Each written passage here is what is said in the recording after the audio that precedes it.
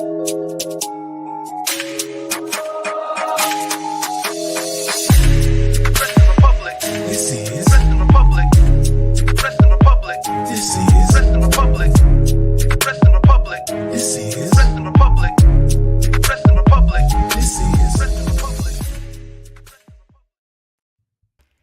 evening from London, wrestling fans. I'm your host, Ben Allison, and you are watching Wrestling Republic's daily broadcast, your one-stop shop for professional wrestling, insight, news, and reviews on a daily basis. It's Monday, and you know what that means. It means we open the mail and see what questions you guys have sent us in. But to answer these questions, well, I need a great panel, and indeed I do have one. Let's kick things off with the co-host of the show, Clark Taylor. How are you, Clark? It's good to be here, and it's remarkable the timing here. I'm obviously not in London. I'm over in Southern California, and the good old U.S. Postal Service literally delivered mail to my house as you were cutting the intro promo there. The timing of that, I don't know if there's anything more serendipitous. It's honestly thrown off my own intro, but I am stoked to be here. We've got a letter. Let's get into it, man. I'm fired up. Well, the fact that this is Mailbag Monday is actually a bit triggering for me today because I'm currently in a feud with the mail, right, here in the UK, because I had some Arsenal polo shirts delivered, or well, they were meant to be delivered, but for some reason on the Arsenal website, I couldn't see where it got me to select my address. So we just automatically sent it to my parents' place, and they were like, no worries, we'll just mail it to you. It's been like 4 days and I think it's missing, so that's great. It's the feud of the century, but also joining us today, we have Shad. How are you, Shad? What is going on, guys? I am doing well over here. It is not a Tuesday, it is a Monday, and I decided to pop into the Wrestling Republic doors and say, I'm ready to read these mails, man. I'm ready to see what the fans got to ask us, and I'm going to give y'all the whole hard truths. Looking at the topics, you can't have an NXT related show without me. We here, baby. Let's get into it. True that. Absolutely. We do have a few comments. We have Bobby Petito. Shout out Bobby Petito. We have Warren Wintover on Instagram as well. And we also have Lord Virus of Nurgle saying hello to you as well. But last but certainly not least, we have David. How are you today, David? I am good. Thank you so much for having me once again for Mailbag Monday. I've just finished a 10-hour shift, so I am a tired boy, but I'm excited to be a tired boy who talks very fun professional wrestling. Just before we kick things off, I'd just like to say I have a perfectly reasonable explanation for your mail story, Ben. Could it have just been that the delivery drivers that were taking it from your parents to yours really needed toilet paper? They didn't have any, though. I knew that was coming. So they I think an Arsenal polo is the perfect alternative to that. I get it. And yes, that is my the audacity. You gotta do what you gotta do. Honestly, David, that was really clever. I did not see that coming. I was like, where's he going with this?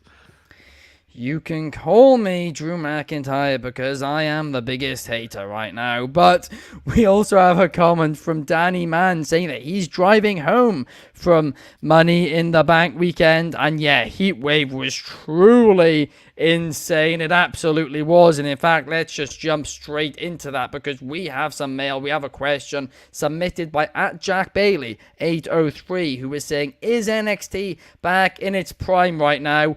Well, I mean, last night they had a heck of a show. Clark, you reviewed it last night with Shad and Drizzy.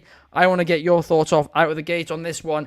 Is it back in its prime? Is it back at, NXT Gold level?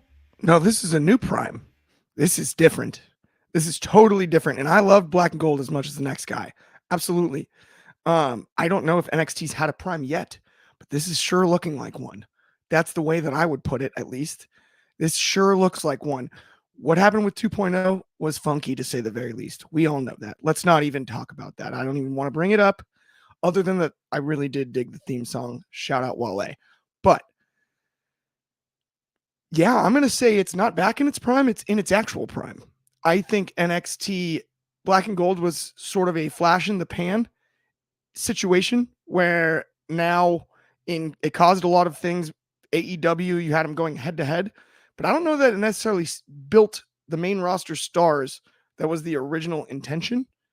This iteration has struck a balance in a way that I didn't necessarily think was possible 2 or 3 years ago, where not only is the on-screen product entertaining week in and week out, mixing some veteran talent with mostly up and comers and I mean tons of athletes, for lack of a better way to put it, that have been signed with no wrestling experience to put on the matches that they put on NXT is off the charts. They've struck this perfect balance of it is a developmental show, but it remains entertaining. And to do that when you have at any moment somebody can get called up to the main roster is crazy to think about. But we're finally in a spot where it actually feels like they're really creating the next generation of stars on NXT. So, like I said before, not to sound like a broken record, this is NXT's prime. They're not back in their prime. This is their prime now. Yeah, absolutely. Bobby Petito agrees with you, saying that he thinks NXT is at its prime right now. I mean, it's a great point you made, to be honest with you, Clark, because you are right. NXT Black and Gold didn't create those main roster stars, right? There were a few which it did, but for the most part, it didn't. It failed to do so.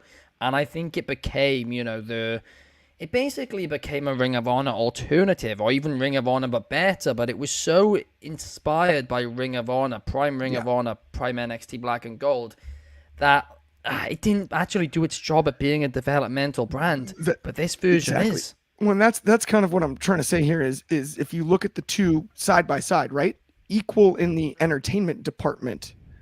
This iteration of NXT, the difference is the entire roster has a chance to elevate themselves even further than this particular moment. It's not just about the Tuesday night show or at the time the Wednesday night show with Black and Gold, right? It's about the future as well. And striking that balance, I got to give a lot of credit to Shawn Michaels. A lot. Oh, absolutely. He is It's the cooking. talent and it's Shawn Michaels. He is chefing it up right now. We have a comment on Instagram from Powerhouse Sam saying Spurs is toilet paper and the stadium is a toilet seat. Absolutely. Shout out to you, Powerhouse Sam. But Lord Virus of Nurgle is saying that NXT right now is not as good as it was with Black and Gold. But Warren says that we did a great review, firstly. Thank you very much. Oh, thank you. But it's a new Prime. It is different, and I have to agree with you there. But Shard, do you agree? Might as well let Logan Paul sponsor NXT because they are in their prime, baby. I think this is the mission statement that we had for NXT when they wanted to become a development brand. Keyword development brand. They wanted to become a pipeline that creates the new stars for tomorrow. And I feel this iteration of NXT synchronizes with the complete landscape of WWE. Now, Black and Gold, that isn't a diss to them. That is not a knock to them. Black and Gold NXT is some of the peak wrestling during that time frame. And I think the problem they had then was that it was so different of a product, and main roster SmackDown and Raw was kind of meddling down where it felt different and it felt like they were going in competition amongst themselves. In this current iteration, everything is all synchronized together. You have these young superstars that you're developing and molding, on top of having veterans like Clark said, and even implementing people from the main roster onto your shows, and you're allowing the process to be run through. The other thing is this: they are not afraid to mention what happened on NXT on weekly programming. They're not afraid to have NXT superstars get opportunities on the main rosters. Like everything kind of feels like it's one balanced machine. And I mean, yeah, those standing delivers back in the day, match qualities were some of the best of the best. And you have that, right? Black and Gold is called AEW now. And I think that's what the alternative became. I think after AEW kind of knocked them off the TV brand and a lot of stuff happened, I think they kind of took a lot of the glimmer and glams of what Black and Gold was and have it on their show, as well as a lot of the, marquee names from the Black and Gold era onto their show.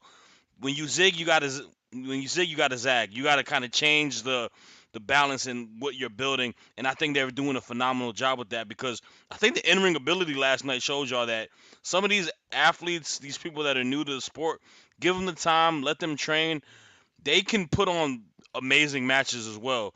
I mean, we saw Kalani and Sol Ruka last night. You saw someone like a Javon Evans who is young from the independents coming on to the NXT. Like, they've found their identity, and I think this is their prime years. And I think this is kind of what we're going to see for the future of NXT because it's a pipeline. They're going to keep getting athletes just like college teams draft players from in the NFL and the NBA, and you're going to keep developing these rookies. And if you can bank on 3, 4, 5 every year, you did your job, right? Not everyone's going to True. bank on it, but if you can bank on an Obafemi and you can get a Javon Evans and you can get a Braun Breaker, you did your job. You created some stars for the future that are going to hold the fort down for years to come. So I think they are in their prime years. And I'm not just saying that because I cover it every Tuesday.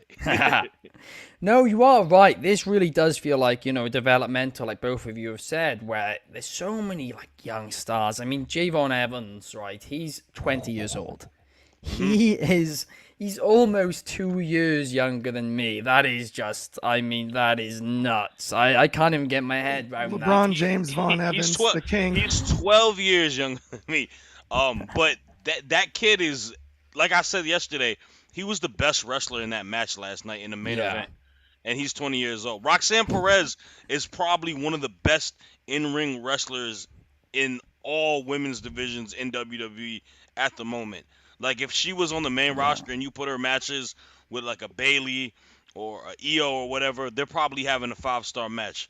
Like they got Wow. these young superstars that are really, really talented. Thea On top, Hale, too. Thea Only Hill, like just turned 19. I mean, you What? even last night she didn't even wrestle, and she kind of, you know, made the match even more important with just her reactions on The the side. expressions So were amazing. yeah, You're so right, man. Shad. So It's crazy. It truly, truly is. Lord Virus of Noogle is saying that, firstly saying that we do great reviews as well. Thank you so much. We really appreciate you guys supporting our content. And shout out to Kobe as well for the reviews on WrestlingRepublic.com about, NXT Heatwave and Money in the Bank this weekend. But we also have another reviewer in this call, and he's the reviewer for AEW. David, is NXT back in its prime? Well, it's interesting you bring up AEW, but because I'm going to get to them in a second, because I do think they feature in this. Is NXT back in its prime? I think you genuinely could write many books on the history of NXT. I think it's one of the most fascinating wrestling, if you want to call it promotions. It's not a promotion, but you know what I mean. I think ever. I know there was a book, Development Hell, I think that was written by Michael Sidgwick on NXT, and that was a full book, and that was in 2017. That was 7, 8 years ago. And the amount of stuff that you could still fill, with another book on the last 7 years, it's absolutely fascinating. I think right now, I won't spend too long repeating things that the other guys have said, because I agree that NXT is a much better developmental brand now than it was back in the prime of Black and Gold. I think NXT was a great developmental brand in sort of the mid 2010s, sort of 2014 era. I think it sort of then transitioned into the best of the indies, and now I think it has full cycled back to the developmental stuff. I thought Heatwave was spectacular last night. Not every match was perfect, but I thought it was a million times better than Money in the Bank was, and I really, really enjoyed it from start to finish. I actually think that NXT Black and Gold, I think NXT Black and Gold actually saved WWE for a large portion of its audience in that late 2010s period, because WWE got very bad main roster, and I think a hardcore audience, I think NXT was the only reason a lot of people were coming back. And so I think WWE does owe NXT Black and Gold a lot. I think NXT Black and Gold was a better product than the current NXT is now. That doesn't mean it's a better promotion. It just means you had some of the best wrestlers in the world. At the time, that was their whole gimmick. I also think that NXT late 2010s was a better developmental system for AEW than it was for WWE.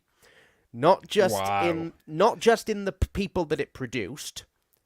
Even a lot of them are now in AEW, but mainly that it showed that there was an appetite for it in Western American wrestling that then combined with Ring of Honor to sort of built Ring of Honor up again to All In to and then we moved into AEW thing. So I think NXT Black and Gold was a vitally important part of professional wrestling history. But I think, as the lads have said, for synergy across both main roster and NXT, with them run by people who actually get along and want to build off each other, which they didn't seem to be before, I do think this is probably the prime for it as a developmental brand, if not for a third brand, but as the building blocks for a really thriving main roster and a bloody good developmental as well.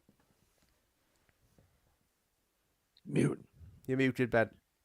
I've just done the old mute thing. I haven't done that in a while. But no, you are absolutely right, David. And it's a fascinating point you make about, it showing AEW that, hey, this hardcore wrestling audience exists on a large scale. So, hey, if you manage to, just get some casuals in too, you could have a thriving wrestling promotion. And it's true, when they arrived, WWE tried to put NXT next to it, but they got some of the biggest stars, AEW, and they won that war. So yeah, that is a really fascinating point. But now let's move on, because we got to put our hand right back into that mailbag, because we have a question submitted via Bobby Petito. And this question is, which NXT wrestlers would you like to see appear on TNA? It's a very good question, Clark. So there's a long list for me, and I feel like it's been fun so far. And Tatum Paxley was awesome. In her role showing up on TNA. I don't watch a ton of TNA, but I watch every NXT, right? I watch some TNA, I catch the pay-per-views, but that's about it. As far as going over, I look at the women's division, and I'm like, you can send almost anyone that was in the original North American title ladder match, or any of those two women that were in that North American title match over there, and do almost whatever you want. There's a roster filled with that knockouts division and everything. That's great.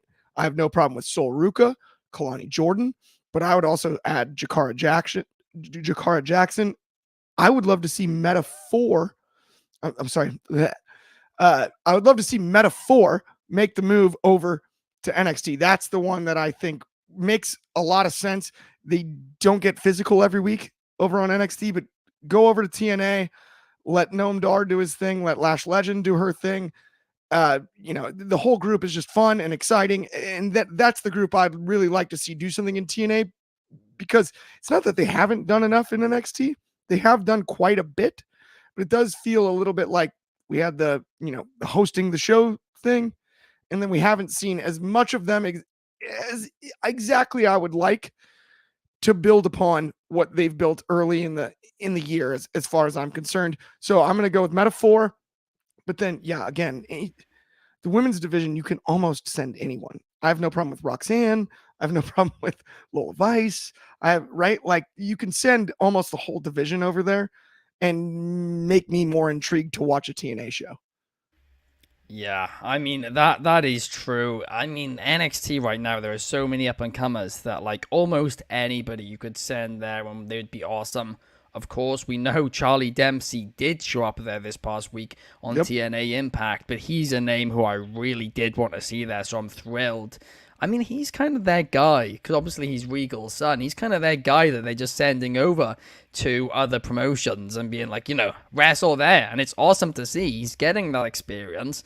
And I think that's why he was my Sunday Spotlight pick. Yeah, it's a little like he's starting to feel a little bit more like Ken Griffey Jr. than Ken Griffey Sr. He's got a shot at that one, right? All Japan, he was on Bloodsport too, right? And then yeah, he was. Sorry, by the way, that's like the only athletic junior I think that was better than senior. He's Mr. Prohibited Portal, as they call it, right? I feel like it would be a slam dunk to not put Brooks Jensen there.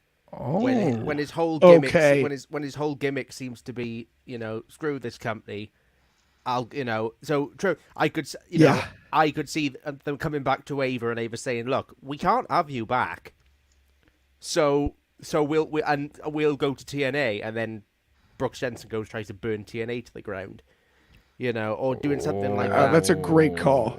I think the thing is, I didn't even think of that.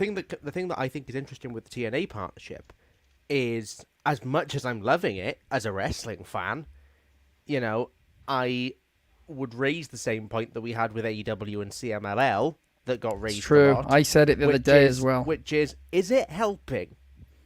And look, that's not my question to answer, because I'm just happy in the same way I was just happy to see CMLL people wrestle AEW people. I like that as a wrestling fan. But I had to sit through so much complaining during the AEW CMLL thing that I feel I have to bring it up now. Yeah. TNA's ratings don't seem to be going up. That's the thing. You need to give them a bigger fish. I feel like I agree. I love Charlie Dempsey. I like Izzy Dame, and y'all know I love Tatum Paxley. They're not people that are super known to a large scale of wrestling fans. And I feel like the trade-off hasn't been fair. Joe Hendry and Jordan Grace are pretty big names in professional wrestling. Yeah. Even without TNA, they need to give them like a Trick Williams making there. That would be a good ratings boost for them. Obviously, maybe someone from the main roster. AJ Styles is one we probably gonna beat like a drum, but. Well, I mean, I Styles is in think... Noah, so I could see that. I could see him being somebody they're willing to put to different promotions. So. I do think, though, right, the TNA's philosophy with this is kind of just their name being mentioned is like what they want, really, rather than stars going over and a ton of, crossovers, and maybe some of their stars being established more too. But you are right, David, right? We said the TNA AEW partnership didn't really help TNA long term. This could be the same. Difference between AEW CMLL one and this is that partnership proved to help neither so far. Whereas for NXT, since the TNA crossovers have started, their viewership has technically skyrocketed because of the passion around it. So that technically has. I don't necessarily agree on helped. this. I don't, maybe on a rating standpoint, but I think Forbidden Door helped CMLL a lot, because I think Hechicero and Stephanie Vakir got displayed on a bigger platform, got marquee matches versus two big stars, and I think they, the price is up for them now. Now that that's a good point. We're also looking at two different audiences too, unless you're watching CML with English commentary or TNA with Spanish commentary. That's my point. But that's why. Yeah, but that was my point originally about AEW and CMLL. I didn't think that. I mean, listen, I said it's always some crossovers always fun. How do you work around opening the Forbidden Door for Japanese promotions if the Spanish-speaking promotion is... Well, that was... But I don't think... No, but that's my point. I don't think there's now currently a demand for Forbidden Door full stop. As I think they need to make it a bi-yearly show, because New Japan's cold right now, as sad as it is to say. But that's a conversation for another day. But, I mean... It's certainly an interesting one, but something else which is quite interesting is Next Level. If you guys haven't heard about Next Level by now, what are you doing? They've basically taken all our social media links and chucked them all in one place, and that one place is nxconnect.me/Wrestling Republic to see all our content across all platforms linked all in one place. Plus, now they have an app. You go to their app, you can then have all... So you go to their app, and then they have a wrestling app within their app, right? There's a wrestling section just for wrestling fans on their app. There's nothing else like it. Just wrestling content, a thriving wrestling community on there. All you need to do is go to nxconnect.me/Wrestling Republic and download their app. But yeah... Guys, if you're not doing that, definitely go and do it. But it is time that we reopen the mail once again, because, Shad, I think we both know what time it is. It is Tiffy time. And we have a question submitted by PipLayZ42YT on Instagram, who is saying, when do you think Tiffany Stratton will cash in? When will it be Tiffy time, Shad? All right, so storyline purpose-wise, I don't think her getting the briefcase and Nia Jax having a marquee match and being Queen of the Ring is a coincidence. I think the cash-in is going to happen at SummerSlam. Tiffany and Nia are gonna, be in the alliance together. They're probably gonna be like, I got this match against Bailey at SummerSlam. You're not gonna, you know, cash in on me. And she's gonna probably be like, no, my focus might be on Liv, or I'll wait for whatever it may be. And I think Tiffany's gonna cash in on Bailey at SummerSlam after or during the match where it may become a triple threat match and get her moment and take the moment away from Nia Jax. Um, Tiffany Stratton is a very interesting case of a superstar at the moment because she is a heel, but she is very, very over with the fans, and people are not booing her anytime soon.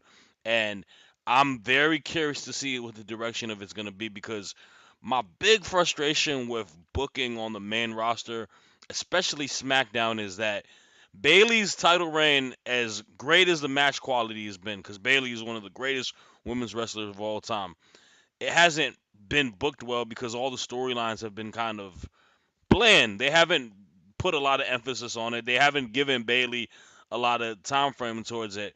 Where now Tiffany's got the briefcase, Nia's Queen of the Ring. They're more heel characters. I might have more confidence with them being champion, but do you keep Tiffany a heel? I'm kind of curious to see where we go with that because I don't want them to hot shot the cash in where it's gonna flame out her first title reign. I think she is a sensational star. I would even allow her to have the briefcase for a longer period of time. Maybe Nia Jax beats Bailey at SummerSlam and then she catches on Nia down the road. But I don't want them to give her the belt if there isn't a sense of direction of her being champion. It's not fair to her to just kind of get the title and try to have her figure it out. If you're going to make a superstar, you got to put the superstar in the best position. I think the title has to kind of build her and take her to that next level rather it just be, a belt on her shoulders Yeah. because pro wrestling, man, fans got short-term memory. She could be the hot commodity now and she could cool off a few months later. You know what I'm saying? Like You it's are one of those absolutely things. right. Yeah, you truly are right on that. I mean, I'm going to be honest here. I really want her to hold the Money in the Bank briefcase for quite some time. And something which hasn't really been done much before. I mean, it happened with The Miz a few years ago. But I think, right, what should happen is I think the WrestleMania match for the Women's Championship on SmackDown should be like basically set in stone. The Royal Rumble winner versus the champion. All of it makes sense. And then on the road to WrestleMania, Tiffany Stratton cashes in. Because this past year's road to WrestleMania felt a little bit predictable outside of the Cody stuff. But like we kind of knew where the matches were going.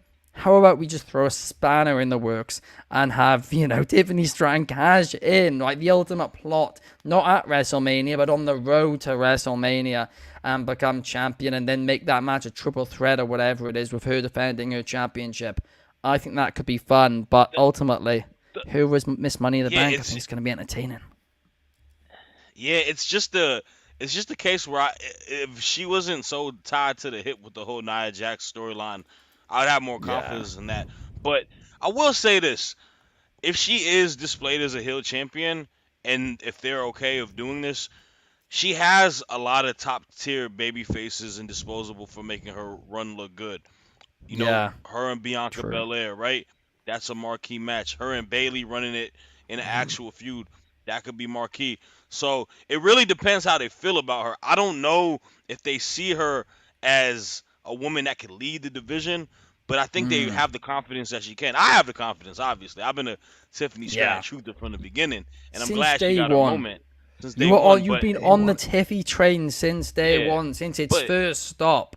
It's like it's like football, right? Before we end the topic, you put a rookie quarterback on a team and you don't give him a wide receiver, you don't give him a running back, you don't give him an offensive line, he's going to struggle. Like I want them to give her the position, the storylines, the booking that's going to put her in the best position because it's a young superstar that you can have be a cornerstone for your women's division for years to come. The character work and the in-ring abilities there, but like I said, storylines mean the most. Absolutely, no doubt about it. But we're going to go straight back into the bag full of mail because we have a question from at Aiden_Sims who is saying, can you name 2 men and 2 women in WWE who you think deserve a world title shot? I think this is a fascinating question, and David, I cannot wait to hear your thoughts. Crikey, this is hard. There's a lot of wrestlers. I've tried to go outside of the box with not outside of the box. I've tried to go for people who are not likely going to get a title shot next week. Like I haven't gone with Solo Sikoa because he's probably gonna get one in the next month. Although it's hard to say with my first pick. So for the men's, I've gone with both of them. I've gone for a main roster and an NXT pick because obviously world title. So I've gone for one of the main roster titles and then one for the NXT title. So men's, Ilya Dragunov, because he deserves every world title shot in every company ever, because he's the best. I think they'll be mad to not do him versus Gunther in Berlin. If not, I understand if you want to make it go even longer, but I think he's gonna get there because he's that good. For women's main roster, I've gone for Lyra Valkyria.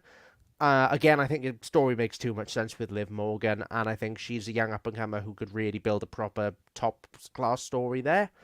As for NXT, I've actually gone with 2 people who really impressed me last night at Heatwave that I don't think will get title shots straight away, but I'm thinking possibly down the line. So for the women's, I've gone with Sol Ruka. I think Sol and Roxanne Perez will be a few down the line. I think Sol's too good not to.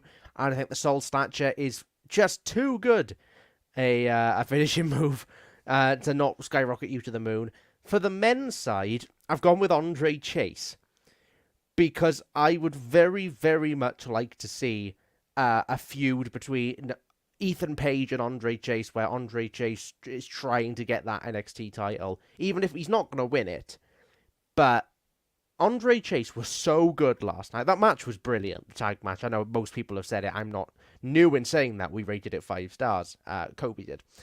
But he really impressed me, and I think it's the best I've ever seen him work. And I really think with the level of momentum that he's got right now, him and Ethan Page could be a really good story to get people behind Chase U, who are so over right now. So yeah, those are my 4 options. There's loads you could pick, but those are the 4 that came to my head straight away. I mean, those are for sure 4 fantastic options. And also, you mentioned Dragunov Gunther Bash in Berlin. I mean, that would be absolutely epic.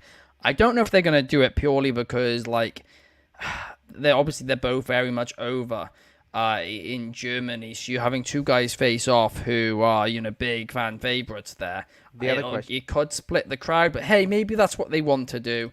Or you could just have Gunther face a heel, and then do that. The other problem you have is, I would be shocked if Gunther doesn't win the world title at SummerSlam. I think Gunther's gonna. I think Gunther is almost certainly winning that title, and rightly so. 100%. Nothing against Priest, but Gunther is another level. So then, if you then do Gunther Dragunov the next month, I believe that Dragunov can beat Gunther. I don't believe Dragunov can beat Gunther a month after he wins the title at SummerSlam, because I know how booking works. So genuinely, they could hold it off until Mania 41. They could hold it off until another show next year. I think by the fact they didn't give it to us at King of the Ring in the semi-final tells me that Triple H wants it a different time. He wants it at a time that will matter to him and matter to them. So I'd be down for it at Bash at Berlin. I'd be down for any, as long as Dragunov's on the card. Then I'll be happier. If he's not, wherever, just give it to me. I agree, David. I agree completely. But now let's move on because this question was submitted by me. Basically, right. There's no, it was Melissa. No, actually, no, it was this. This genuinely just, I want to talk about it, right? There was absolute outrage on the internet that this is the first Triple H L, that this, the worst booking decision ever, that, of course, Drew McIntyre won the Money in the Bank, he cashed it in the same night, and he lost. Everybody's saying, oh, the CM Punk storyline didn't need it, it was already a good storyline. Yes, but this has added even more stakes. It has also begun to re-advance, to go back to the CM Punk versus Seth Rollins feud as well. It's planting the seeds for that. But more importantly than any of this, we've just had a men's single competitor hold the Money in the Bank briefcase for nearly a year and then successfully cash it in. For the Money in the Bank to, be really suspenseful, there needs to be some failed cash-ins, right? Every now and then you need one. And they needed one this year in the men's division. And also, if they just dragged out the Money in the Bank briefcase once again, it would have felt the exact same, right? This advanced 2 storylines. People are saying Jey Uso should have won it. No, he shouldn't have. They're about to tell the biggest story in professional wrestling with the Usos together against this new bloodline, right? That's what they're about to do. People are thinking so short-term here. Sorry to, burst your bubble, everybody, but Jey Uso is not going to be a main event star, right? I love Jey Uso, but he's going to be back in the Usos in no time. I say he's not going to be a main event star. The Usos on this run are going to be a main event tag team. They're going to be main eventing PLEs as a tag team, right? They'll be huge deals. But the fact of the matter is, Jey Uso was never winning this, right? So I don't understand the argument to begin with. Nobody else in the match I think it would have particularly worked for, and I think it made sense.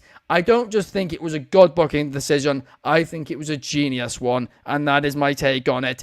David, I want to get your thoughts out the gates. Well, look, I was negative on it when it happened, for the same reason a lot of people have said. I felt like it was a waste of a contract. I've calmed down that opinion now, and I've thought about it, and I've got, I've sort of gone through it all, and I've processed it. So here's what I'll say.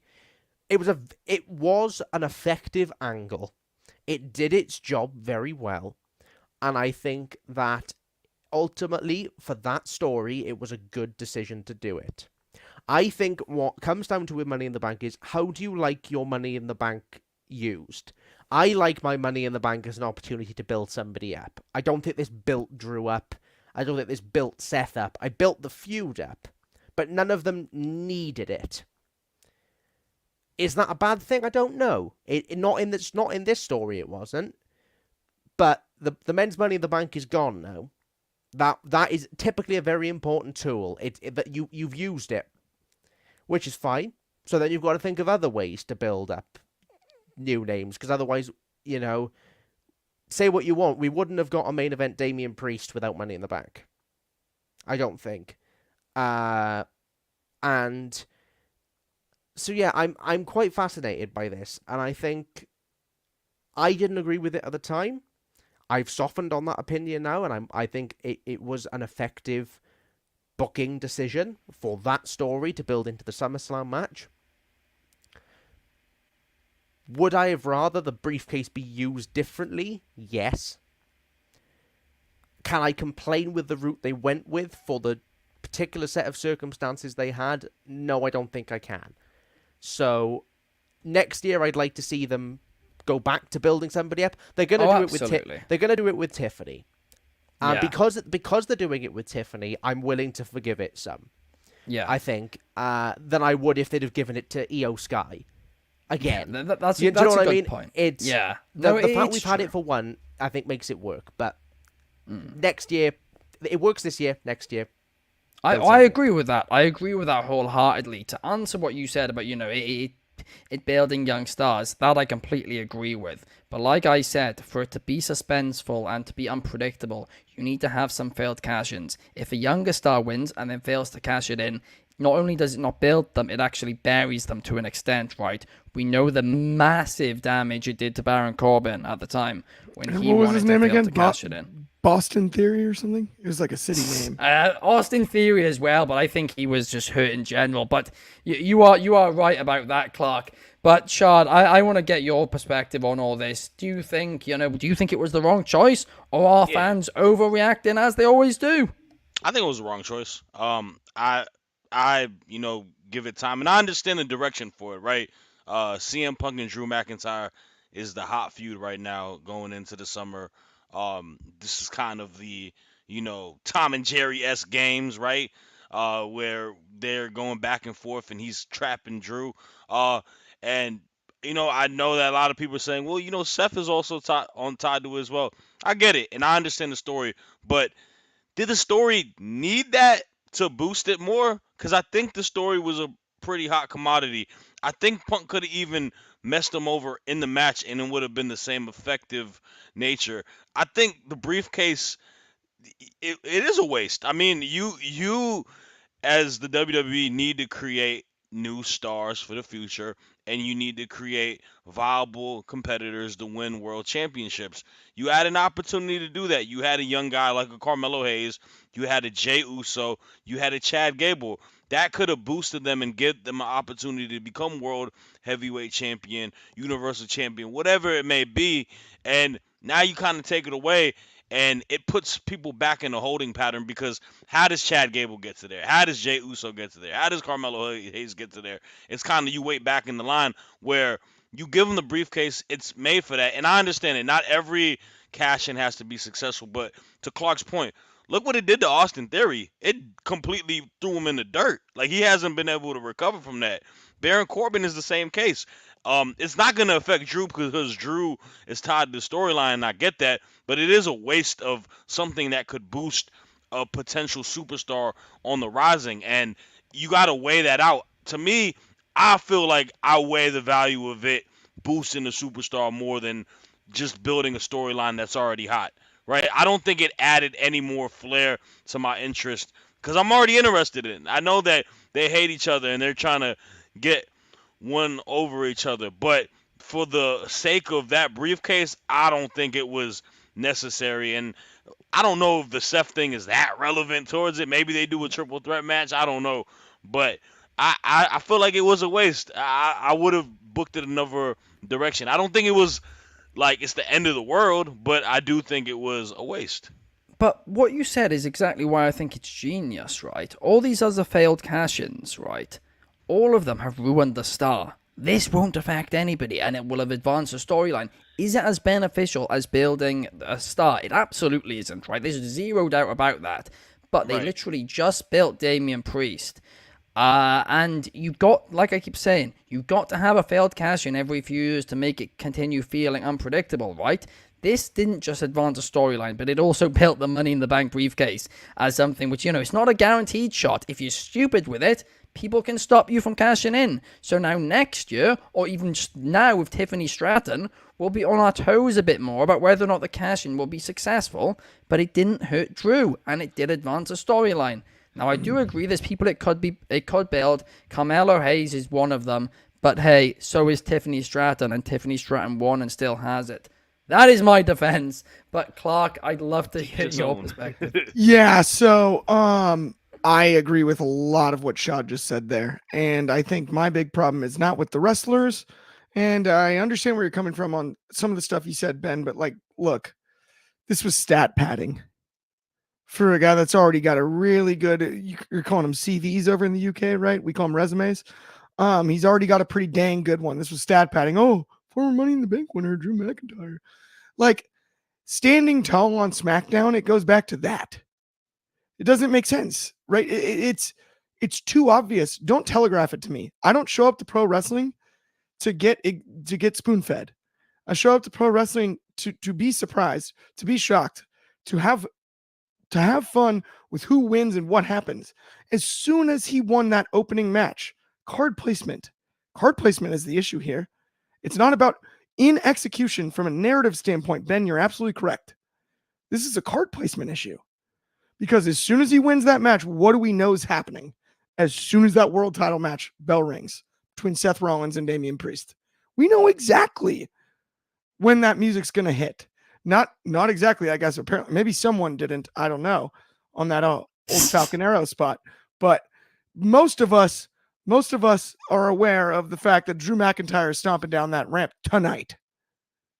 And they told a story in that sense, but they told a predictable story. And that's my true issue with this. They told a predictable story. If it felt organic, if it felt like honestly, there's one more just little thing they could have done to sort of put a blanket on it and make it way better. And that's convince us CM Punk is not in Canada. Convince us there is no way he's there. Then you play it out the same way and it's all good. But make us believe for the week or two prior that CM Punk is not and will not be in Toronto.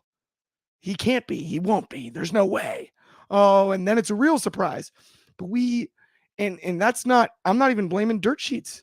They didn't say anything about it. Of course CM Punk's going to show up in Canada if you know his character. But if you add that layer to the story of he won't be there, it makes the moment matter more, and it makes it more important to the entire story as a whole. Throwing in also the Seth Rollins aspect. That's the original storyline we wanted. And with the injuries, this is just a tease. The big story is Punk and Drew. Keep him out of this. We didn't need that story advanced. Foreshadowing. It's like that in a story TV is show. on the back burner. I have a But question. foreshadow it now. But if you're asking me which match I'm more excited for, it's Punk and Seth over Punk and Drew, and that's no knock Most on would Drew. disagree. That's the original match, because if you look at Seth's reaction when they hit that dang music in the Allstate Arena, and I'm from Chicago, so it's a little different. Both are Bears fans. Iowa is real close to Chicago geographically if you look at it on a map. Seth Rollins is a Chicago sports fan. He's got Chicago ties as well, and so that one is more enticing to me. It's a distraction in my eyes to the Punk and Drew rivalry. That's the point I'm trying to make when it comes to that. I mean, since Triple H has taken over, he's done a lot of this where they foreshadow later feuds, and I absolutely love it, right? But I do agree with your point. It did feel predictable on the night. Now, I agree with that, right? But that's not specifically the argument here, but I agree with it. Perhaps, they could have made it... Perhaps they... Well, this is a joke. Gave it to Jey Uso. He could have even failed to cash in with the bloodline down the road. That would have even and then like... that would have killed Jey Uso. Drew McIntyre's been there, done that, so it won't hurt him. But the thing about it is, right... You are right, Clark. It was predictable once it started. You are dead right with that. Maybe they could have done it at SummerSlam, where it doesn't happen at Money in the Bank. It's third on the card. People are expecting it to. Doesn't happen, and then it does happen at SummerSlam. But if the plan is Punk McIntyre at SummerSlam, then obviously you can't do that.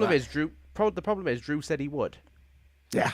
Drew said, that's true. Drew said, I'm going to win Money in the Bank, and I'm going to cash it in this match, which actually made for quite a good story in the match itself. It did. Of both of them looking up the ramp they going, did when's tell he that coming? well. I think that actually might have been more interesting if Drew didn't cash in, and he just went, see the power I've got over you. But equally, he's lost his mind. Actually, I've got to be honest. I'm going to have to wrap up, unfortunately. But the more we're going on, the more I'm agreeing with you, Ben. Okay. A 180's happening. Get in. But in all seriousness, Team I don't. America, This Clark. Yes. America versus UK. Drew McIntyre versus CM Punk. Even better storytelling. We'll see you guys tomorrow. Thanks for watching. Thanks, Clark. Thanks, David. Thanks, Sean. We will see you then. Peace.